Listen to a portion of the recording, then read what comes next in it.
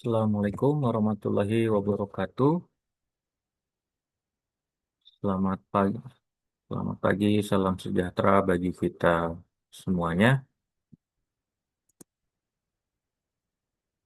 Izin memperkenalkan, saya Insinyur Muhammad Arpandi Dalimunte, STMTN KKK, sebagai dosen untuk pemberian mata kuliah material listrik.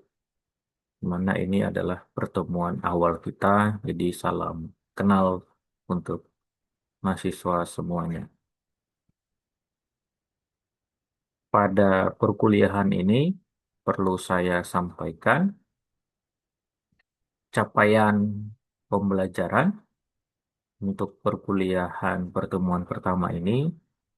Pertama, bertakwa pada Tuhan Yang Maha Esa dan menjunjung tinggi nilai kemanusiaan berdasarkan agama, moral, etika, dan sikap profesionalisme dalam kita menjalankan tugas sebagai sarjana teknik elektro serta taat kepada aturan hukum yang berlaku. Di sini tentu ada penekanan, kita saling menghargai, menghormati di antara perbedaan yang ada di antara kita. Kedua, mampu mengkaji permasalahan pengembangan atau implementasi ilmu pengetahuan dan teknologi yang memperhatikan dan menerapkan nilai-nilai sesuai keilmuan. Diharapkan dalam proses belajar mengajar ini, kita bisa melihat perkembangan permasalahan yang ada dari ilmu pengetahuan yang ada disesuaikan dengan materinya. Ketiga, mampu menganalisis penerapan nilai-nilai tamadun mandiri dalam riset dan pengembangan material listrik. Di sini kita nantinya dalam menganalisis suatu problem, suatu permasalahan, diharapkan dapat penerapan dari nilai-nilai tamadun mandiri ya di dalam riset dan pengembangan perkuliahan. Apa saja untuk nilai-nilai dari tamadun mandiri nanti kita akan bahas selanjutnya. Konsep tamadun mandiri, 7 nilai dasar yayasan dan kontrak kuliah. Di mana Universitas Pembangunan Pancabudi merupakan salah satu di mana nilai luhur dari Universitas Pembangunan Pancabudi ya adanya Piagam Pancabudi di mana menempatkan manusia sebagai insan pengabdi sebagaimana fitrah dari manusia yang diciptakan dan dilahirkan untuk melaksanakan suatu pengabdian dan menjadi khalifah di atas bumi, pengatur dan pembimbing bagi orang banyak dengan nilai-nilai pengabdian. Apa saja nilai-nilai pengabdiannya? Yang pertama adalah abdi kepada Tuhan Yang Maha Esa. Berarti di sini kita diminta untuk mengabdi kepada Sang Pencipta ya, Tuhan Yang Maha Esa. Kemudian yang kedua, abdi kepada negara. Tiga, abdi kepada nusa. Empat, abdi kepada bangsa. Lima, abdi kepada dunia. Di sini mencerminkan bahwasannya kita nantinya diharapkan lulusan dari Universitas Pembangunan Pancabudi dapat melakukan suatu pengabdian terhadap tadi ada 5 ya, pengabdian kepada dunia, bangsa, nusa, negara, dan Tuhan Yang Maha Esa. Kita masuk ke dalam pembahasan pemahaman kita tentang tamadun, di mana tamadun berasal dari perkataan Arab yang artinya adalah madana atau mutun. Dengan kata lain madain yang berarti adalah peradaban, kebudayaan, kemajuan. Dalam bahasa Inggris ya, Istilah yang hampir sama dengan tamadun itu culture and civilization. Jadi kita dapat bisa melihat, memahami tamadun itu berarti adalah mencerminkan suatu peradaban, kebudayaan, ya, di mana tamadun dibentuk oleh manusia yang digolongkan secara luas, ya, sebagai kumpulan orang-orang dalam suatu komunitas yang memiliki kesamaan semangat dalam mengembangkan budaya. Nah, dari pengertian yang ada, maka dapat dikatakan manusia tentu kita, ya, dari kita di sini ada dosen, ada mahasiswa, di mana berkumpul dalam suatu kumpulan lingkungan pendidikan, komunitas pendidikan yang memiliki semangat dalam hal menimba ilmu pengetahuan, serta dalam pengembangan suatu peradaban, kebudayaan, kemajuan. Nah, jadi itulah daripada yang kita bisa dapatkan untuk kita bisa memahami dari tamadun. Ciri-ciri dari tamadun, ya, pertama adalah menjunjung tinggi nilai-nilai agama yang dijunjung tinggi. Di sini dapat kita pahami bahwasannya kita harus saling menghargai, menghormati sesama kita yang memiliki perbedaan daripada agamanya. Ya. Kemudian yang kedua, mematuhi segala peraturan dan perundangan bersahaja dalam kehidupan masyarakat. Di sini kita diminta untuk mematuhi peraturan-peraturan yang ada, ya, dari segi perundangan, tentu dalam suatu lingkup komunitas. Misalnya kita saat ini ada di lingkup perguruan tinggi di Universitas Pembangunan Pancabudi, maka kita sudah seharusnya, ya, mematuhi segala aturan peraturan yang ada di dalam lingkungan universitas. Kemudian ketiga, memiliki pemikiran yang berkemajuan. Di sini tentu kita diminta karena kita tadi di awal Ramadan itu adalah memberikan suatu kemajuan peradaban, maka di sini kita diminta untuk berpikir nih bagaimana kita bisa menciptakan suatu ide, gagasan atau ilmu pengetahuan dalam hal pengembangan ke depannya. Kemudian yang terakhir, yang keempat, melestarikan bentuk-bentuk kesenian bangunan yang berkarakter tinggi dan mampu bergaul dengan masyarakat universal. Di sini kita, ya, mahasiswa-mahasiswa tentu harus bisa berkomunikasi, harus bisa bergaul sesama di antara mahasiswa dan juga dengan dosen, dengan staf yang ada di lingkungan universitas. Karena apa? Kita untuk bisa memunculkan atau melestarikan, ya, dan juga dapat berkomunikasi sehingga kita bisa mendapatkan suatu ataupun juga bisa pelestarian dan juga bisa menimbulkan eh, kenyamanan dalam kita melakukan suatu aktivitas di lingkungan universitas.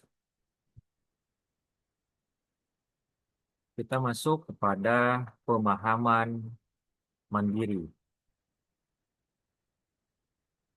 Pemahaman mandiri, ya, merupakan menggambarkan suatu sikap yang memungkinkan seseorang untuk bisa bertindak, ya, bebas dan terukur, berpikir dan bertindak kreatif dan penuh inisiatif, ya, mampu juga mempengaruhi lingkungan dan memberikan warna positif bagi lingkungan di mana dia berada. Sini jelas, ya, kita berada di lingkungan Universitas Pembangunan Pancabudi. Kita diminta bagaimana kita bisa berpikir, bertindak, ya, dan juga bisa memunculkan, ya, suatu ide ataupun suatu pemikiran yang inisiatif, kreatif untuk pengembangan. ya, untuk pengembangan, untuk kemajuan dalam suatu lingkungan di mana kita berada.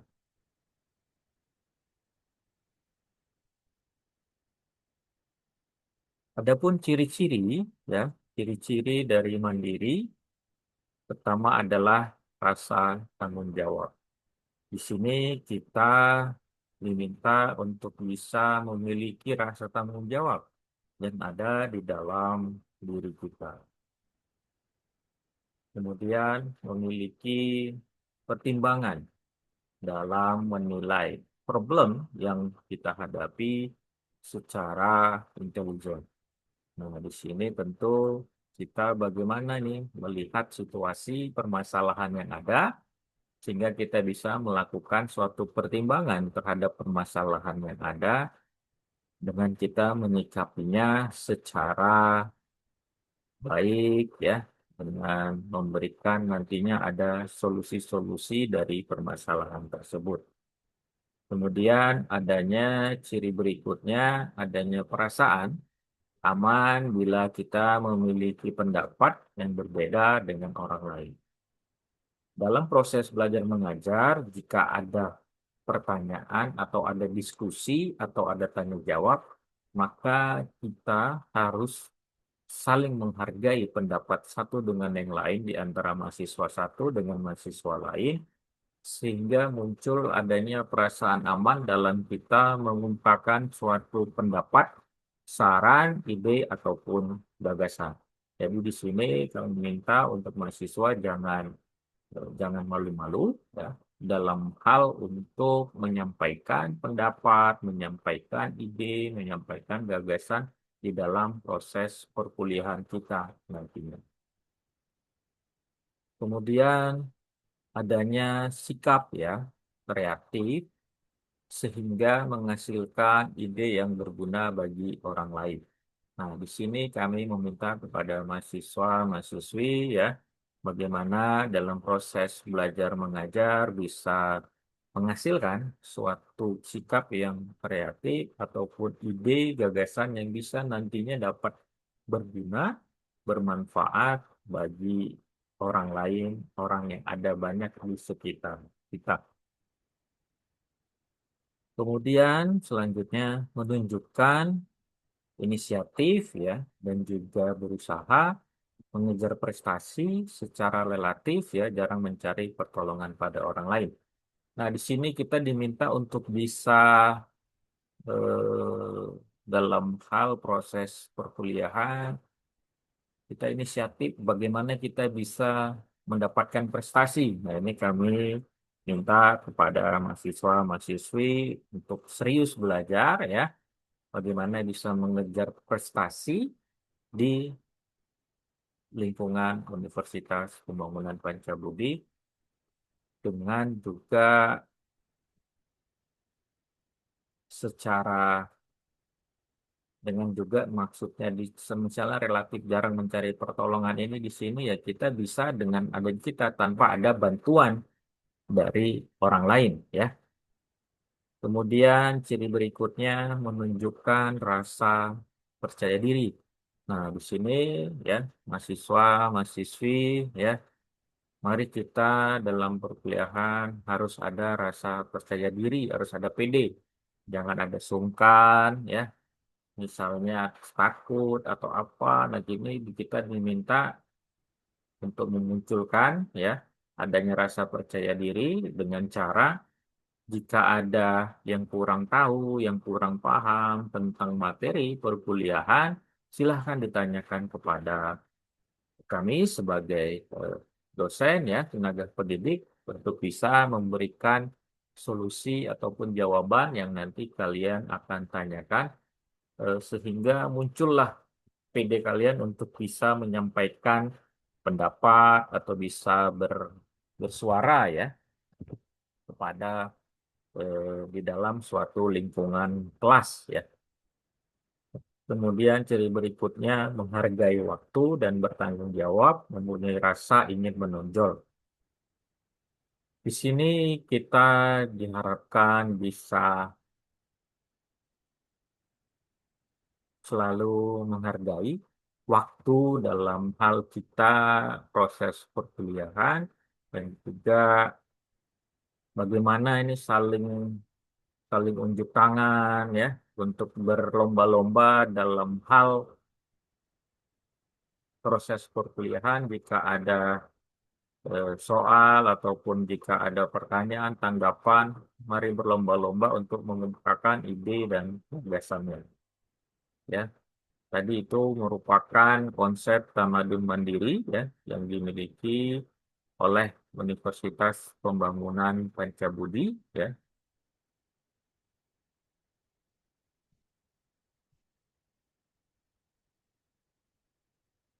Nah, dalam pertemuan ini